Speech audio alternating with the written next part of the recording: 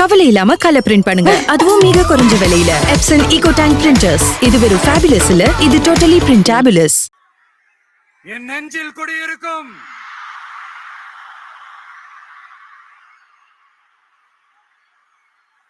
புதுச்சேரி மக்கள் உங்கள் அனைவருக்கும் என்னுடைய வணக்கம். வணக்கம் வணக்கம். எல்லாரும் எப்படி இருக்கீங்க?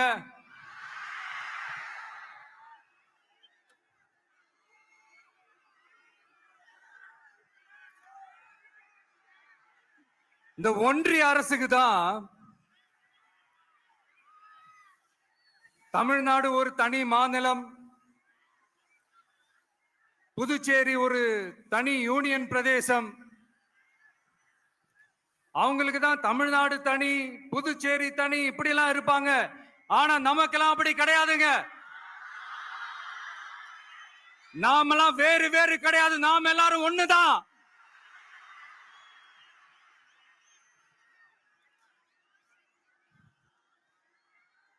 தமிழ்நாடும் புதுச்சேரியும் தனித்தனியாக இருந்தாலும் நாம் எல்லாரும் ஒண்ணுதான், நாம் எல்லாரும் சொந்தம் தான்.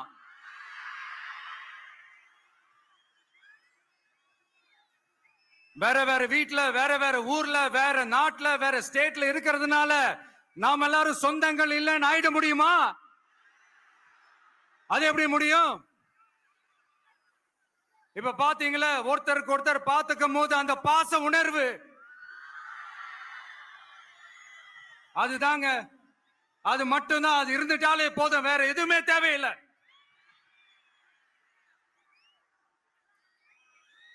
அதனால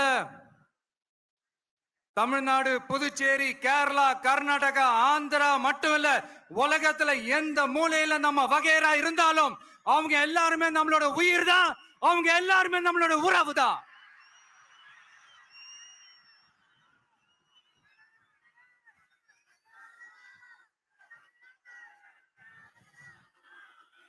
புதுச்சேரினாலே உடனே ஞாபகத்துக்கு வர்றது மணக்குள விநாயகர்,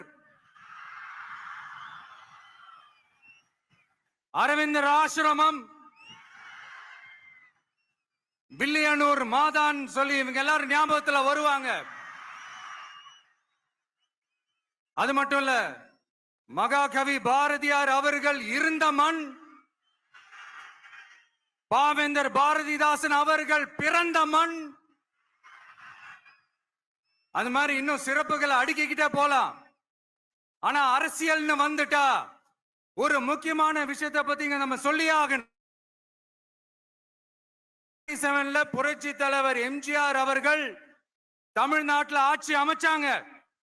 ஆனா அதுக்கு முன்னாடியே 1974லயே இங்க புதுச்சேரியில அவங்களோட ஆட்சி அமைஞ்சது. அதனாலதான் அப்பவே சொன்னாங்க, நமக்காக வந்தவர் எம்ஜிஆர், அவரை தமிழ்நாட்டில் மிஸ் பண்ணிடாதீங்கன்னு நமக்கு அலர்ட் பண்ணதே புதுச்சேரி தான். அப்படிப்பட்ட புதுச்சேரியை நம்மளால மறக்க முடியுமா? அது மட்டும் இல்ல, இங்க இருக்கிற மக்கள் தமிழ்நாடு மாதிரியே புதுச்சேரி மக்களும் என்ன கிட்டத்தட்ட ஒரு 30 வருஷமா என்ன தாங்கி பிடிச்சுக்கிட்டு இருக்கிறீங்க.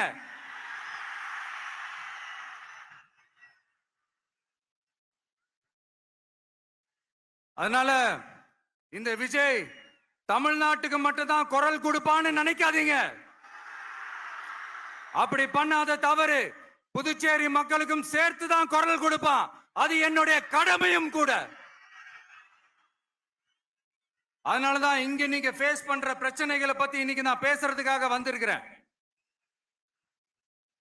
அது மட்டும் இல்ல, இந்த புதுச்சேரி கவர்மெண்ட்டை பத்தி நாம சொல்லியே ஆகணும். இது டெஃபினட்டா தமிழ்நாட்டுல இருக்கிற மாதிரி நம்ம திமுக கவர்மெண்ட் மாதிரி கிடையவே கிடையாது. ஏன்னா வேற ஒரு அரசியல் கட்சி நடத்துற நிகழ்ச்சியாகவே இருந்தாலும் அந்த நிகழ்ச்சிக்கு தன்னெழுச்சியா வர நம்ம மக்களுக்கு பாதுகாப்பு கொடுத்து பாரபட்சமே காட்டாம இந்த கவர்மெண்ட் நடந்துகிட்டு இருக்கிறாங்க. அப்படிப்பட்ட இந்த புதுச்சேரி கவர்மெண்ட்டுக்கும் நம்ம புதுச்சேரி சிஎம் சார் அவர்களுக்கும் இந்த நேரத்தில் என்னுடைய மனப்பூர்வமான நன்றிகளை தெரிவிச்சுக்கிறேன். இத பார்த்தாவது தமிழ்நாட்டில் இருக்கிற அந்த திமுக கவர்மெண்ட் கத்துக்கிட்டா நல்லா இருக்கும்.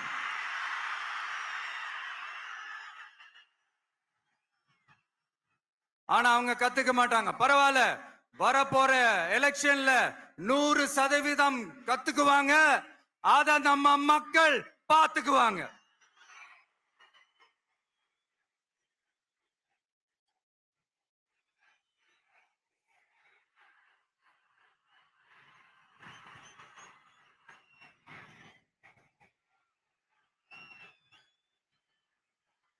புதுச்சேரியில் இருக்கிற கவர்மெண்டோட கூட்டணி ஆட்சியில இருந்தாலும் புதுச்சேரிய ஒன்றிய அரசு எதிலையுமே கண்டுக்கல் என்றது புதுச்சேரி மக்களான உங்களுக்கு நல்லாவே தெரியும். மாநில அந்தஸ்து கோரிக்கையை மட்டுமா கண்டுக்கல, இங்க வளர்ச்சி ஏற்படவும் துணை நிக்கவே இல்லைன்னு கேள்விப்படுறோம். இந்த புதுச்சேரிக்கு இன்னும் மாநில அந்தஸ்து கொடுக்கல.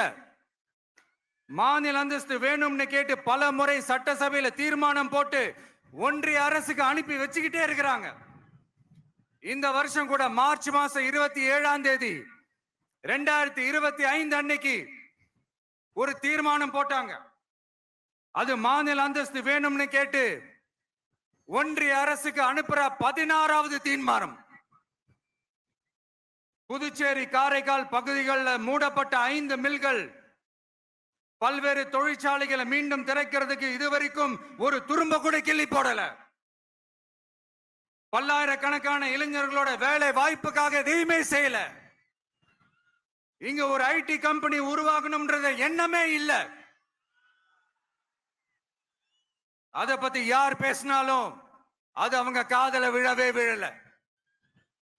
இங்க ஒரு அமைச்சரை ஊழல் குற்றச்சாட்டுல பதவி விட்டு நீக்கப்பட்டு அந்த இடத்துக்கு இன்னொருத்தரை நியமிச்சு 200 நாள் ஆச்சு. இன்னும் அவருக்கு ஒரு இலாக்காவே தரல. இந்த செயல் சிறுபான்மை மக்களை அவமானப்படுத்துறதுன்னு அந்த மக்களே சொல்றாங்க. புதுச்சேரியோட முக்கிய அங்கமாக இருக்கிற காரைக்கால், மாகே, ஏனாம் பகுதிகளில் எல்லாம் முன்னேற்றமே இல்லைன்னு அந்த பகுதி மக்கள் சொல்லிக்கிட்டே இருக்கிறாங்க. குறிப்பா காவிரியோட கடைமடை பகுதியான காரைக்காலை மொத்தமா கைவிட்ட மாதிரி தான் இருக்குது. இது எல்லாமே முன்னேற்றம் அடையணும். டூரிஸ்ட் பிளேஸ் ஆன புதுச்சேரியில போதுமான அளவு பார்க்கிங் வசதி இல்ல, போதுமான அளவு கழிப்பறை வசதி இல்ல. இதெல்லாமே மேம்படுத்தணும். புதுச்சேரி கடலூர் மார்க்கமான ரயில் திட்டம் வேணும்ங்கிறது நீண்ட கால கோரிக்கை. புதுச்சேரி மக்களுக்கு ஒன்னே ஒண்ணுதான் சொல்லணும். இந்த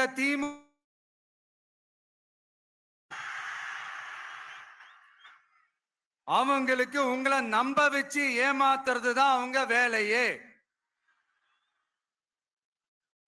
நான் சொன்ன பல கோரிக்கைகளை எல்லாம் தீர்த்து வைக்கிறதுக்கு நம்ம புதுச்சேரி கவர்மெண்ட்டுக்கும் அதோட மக்கள் திட்டங்களுக்கும் ரொம்ப அக்கறையா உண்மையா துணை நிக்கணும். தமிழ்நாட்டை ஒதுக்குற மாதிரி புதுச்சேரியும் ஒதுக்க கூடாதுன்னு நாங்க கேட்டுக்கிறோம்.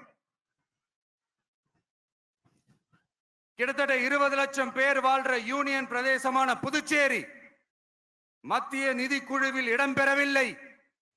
அதனால் மாநிலங்களுக்கான நிதி பகிர்தல் அடிப்படையிலும் யூனியன் பிரதேசங்களுக்கான நிதி பகிர்தல் அடிப்படையிலும் புதுச்சேரிக்கு நிதி ஒதுக்கப்படுவதில்லை. அதனால ஒவ்வொரு ஆண்டும் புதுச்சேரிக்கு தோராயமாகவே மத்திய அரசு நிதியை விடுவிக்கிறது. அந்த நிதியும் அரசு ஊழியர்களின் சம்பளம், ஓய்வூதிய தொகை உள்ளிட்ட திட்ட செலவுகளுக்கே சென்று விடுவதால் மீத தேவைக்கு வெளிச்சந்தையிலும் கடன் பத்திரங்களை கடன் வாங்குகிறது புதுச்சேரி. இந்த நிலைமை மாறணும்னா ஒரே வழி மாநில அந்தஸ்து நம்ம புதுச்சேரி மக்களோட பல்லாண்டு கால கோரிக்கை. புதுச்சேரிக்கு போதுமான நிதி வரத்து இல்லாததுனால வெளியே கடன் வாங்க வேண்டியதா இருக்கு. புதுச்சேரியோட கடனை குறைச்சு தற்சார்பு பொருளாதாரத்தை வளர்த்தெடுக்க திட்டங்கள் வகுக்கப்பட வேண்டும். மாநில அந்தஸ்து வாங்கினா மட்டும் போதாது இல்லையா, தொழில் வளர்ச்சியும் தேவையாச்சே. புதுச்சேரி தென்னிந்தியாவின் முன்னணி இண்டஸ்ட்ரியல் ஹப்பாக மாற்ற எல்லா முயற்சிகளும் எடுக்க வேண்டும். இந்திய அளவில் ரேஷன் கடைகளே இல்லாத மாநிலம் புதுச்சேரி தான். ஏழை எளிய மக்களுக்கு வாழ்வாதாரமே ரேஷன் கடைகள் தான்.